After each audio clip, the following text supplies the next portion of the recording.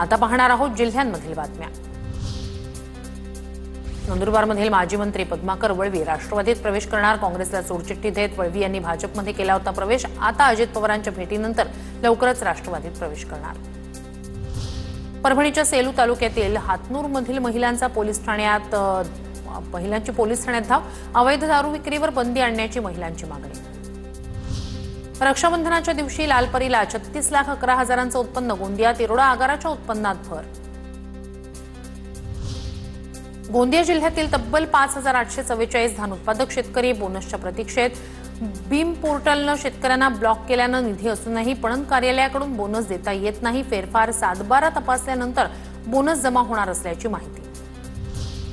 नितीन नार्वेकर परभणी मनपाचे नवीन आयुक्त। धैर्यशील जाधव यांच्या बदलीनंतर नार्वेकरांची नियुक्ती।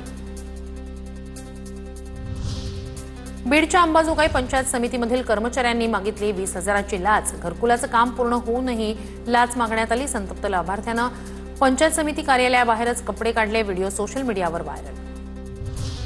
बीडमध्ये पिसारा फुलवून नाचणारा मोर कॅमेऱ्यात कैद। सध्याच्या पावसाळी वातावरणात मोराचं हे दृश्य सगळ्यांनीच लक्ष वेधून घेतलं। गोंदिया शहरातील घरफोडी प्रकरणातील 2 आरोपींना 6 महिन्यांची शिक्षा। कुटुंब बाहेरगावी असताना घराचं कुलूप तोडून सोन्या चांदीच्या दागिन्यांसह 4.5 लाखांचा ऐवज केला होता लंपास।